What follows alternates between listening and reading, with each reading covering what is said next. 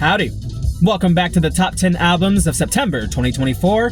I heart the 80s. Today we reach the halfway point of the list with number 5, Rio by Duran Duran, released in 1982. Rio was one of those albums that once we decided we were going to do the 80s, I already knew that I was going to take a look at it. I've heard so many great things about this legendary album and I just wanted to see if it lived up to the hype. So did it? Let's talk about it. So starting off with the opener and title track, Rio. This is a spacey, kind of like out there build for the first 20 seconds, and then the song officially kicks in. The thing that grabs my attention immediately are the guitars. These guitars are piercing through the speakers, but not in an abrasive way. I don't know what type of tone they're working with. I don't know if it's just a little bit of crunch, if the treble is cranked up all the way, or what. But the guitars on here carry so much attack that it's just enough to where it's not actively hurting your ears. I've tried to replicate a similar sound with my own stuff, and if you don't do it right, it literally sounds like there are scissors just cutting through your damn ears. It sounds so bad. The fact that Duran Duran rocks that guitar tone for not just the rest of this song, but for the majority of this album, with ease, mind you, hey, I can't help but be impressed. Rio being the perfect example of that, it's just a bop. What else can I say? And it establishes a quality sound that we are going to get used to as the record goes on. So Rio, great track, even includes a saxophone solo by Andy Hamilton. So really, this song has it all. A great way to start an album. Moving on to My Own Way. I was never really crazy about My Own Way, but I do love how the song starts immediately. I like songs that just don't mess around. We ain't got no time. John Taylor is the bassist for Duran Duran, or at least the bassist for this album, and I gotta say, I'm a big fan of his work. I mean, this track right here just shows that he is a busy man. Literally, the song starts off with the bass, and it doesn't stop for pretty much the entire thing. With My Own Way, I wanted to get a clearer look at the vocals. It being titled My Own Way, I felt like we would get the most personal lyrics when it came to singer Simon Le Bon. I don't know if I'm pronouncing that right. Someone correct me if I ain't. So I don't get like 100% of what Simon is saying, but it doesn't ruin things in the slightest. Moving on to Hungry Like the Wolf. This is probably the first song you've heard from Duran Duran, and it was either that or Rio, I would have to guess. And this song was a feature on Rock Band 2. Yeah, Rock Band 2 returns again, but that is not the first time I heard that song. No, the first time I ever heard this song was off of a movie called Big Fat Liar, starring Frankie Muniz. The scene in particular I'm thinking of is where Paul Giamatti's character goes swimming in a pool of blue dye, and he doesn't know it yet. So whenever he goes and washes off, he's doing some Eiffel 65 shit, and he's now blue, abadee-bada. But as that scene is going, this song is playing, and yeah, forever ingrained. I'm never gonna get that out of my head. I totally get why this song was like the hit single or one of the hit singles. Like it has everything that you want in a catchy pop rock tune. This is like the most happy song on the record.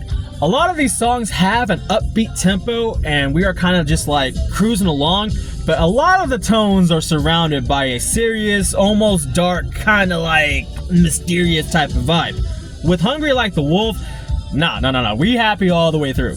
It's just a song you crack a smile to. I'm not even that crazy about Hungry Like the Wolf, like in full honesty, but every time I hear this song, I just can't help but be happy. And I guess that's what music is all about.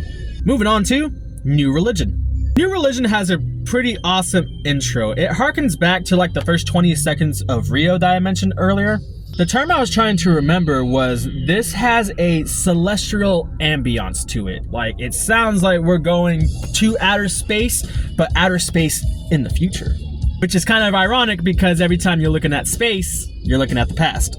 First half of these vocals really aren't my favorite, but once you get deeper into the song, they start to get pretty crazy. We are introduced to the vocals in the first verse, but later as the song progresses, we are introduced to another vocal part. The way that this is able to be so busy and not get itself tangled is really impressive. Sometimes when that happens, you just feel like you're Randy Orton. You just have all these voices in your head and they can't get out. But this right here is my jam. I like this.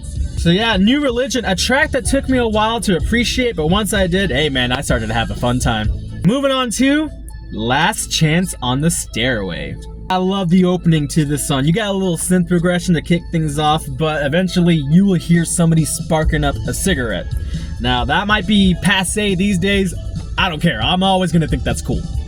Easily my favorite track, like not even close. I love the energy that this track brings. Usually it's the chorus melody that gets me hooked in, but this time it was the rhythm.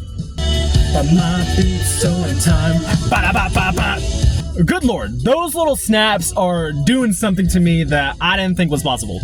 It's the thing that always keeps me coming back. It's the thing that I'm always looking forward to, and the fact that it just happens so much is awesome. They tease you that first time, those little bastards. The rest of the choruses are double chorus, but that first one, nah, we're just gonna give you it once. You gotta leave them wanting more. And as if this track could not get any better, you got a vibraphone solo. I say vibraphone, but that sound could have easily been replicated on the keys.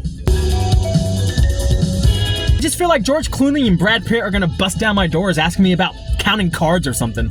Nick Rhodes is rocking the keys for this album, and I gotta say, the role that he plays on this record overall cannot be overlooked. He sets up the soundscape that the rest of the band is able to like bounce off of, and I appreciate that so much. Nick Rhodes, incredible talent. And now we reach our closer for the album, The Chauffeur. This is a great closer. I like closing songs that really stand apart from the rest of the album. As a matter of fact, the last two songs stand out from the rest of the album. I mentioned before how this record has a upbeat kind of steady pace, right? Well, with Save a Prayer and with The Chauffeur, everything kind of gets brought down. Tempo-wise, of course, we are definitely operating at a slower speed with these tracks, but that does not take away from anything. Like I said, it actually makes it better because it just makes it stand out and makes it all that more memorable. You want to talk about memorable, man, there's a point in this song where another instrument is introduced, and for the longest time, I thought that shit was a flute. Nah, boy, that is an ocarina, no Zelda, performed by Simon himself. Whenever it is introduced, it kind of cuts away, but then it reappears back at the end of the song, and it takes us home from there. Not a bad closer. Overall, with the song, it's not one of my favorites, but I like the way that it ends things, and I'm always gonna be rocking with an ocarina solo. Fucking kidding me? And that was Rio by Duran Duran. Just a fantastic record. I am so glad that I was able to find some time to take a look at this. I heard so many great things, and it just surpassed every expectation I had. The term that I was looking for in the old cranium that I just could not find to describe this band's sound. Until I finally was reading some reviews, and somebody used the word futuristic. It's just a vibe that I can get down with, And when it comes to this album, I actually have a nickname for it. It's called Chorus City. You know me, I'm a sucker for a good chorus, so as this album was progressing, I just started to fall more and more in love with it, and for good reason. It's a legendary record. I can't hype it up anymore. It's fucking Rio. Yeah, Duran Duran. Would you place it higher? Lower? Would you take it off the list entirely? Let me know. We will be back tomorrow whenever we talk about our number 4 pick. Until then, stay tuned.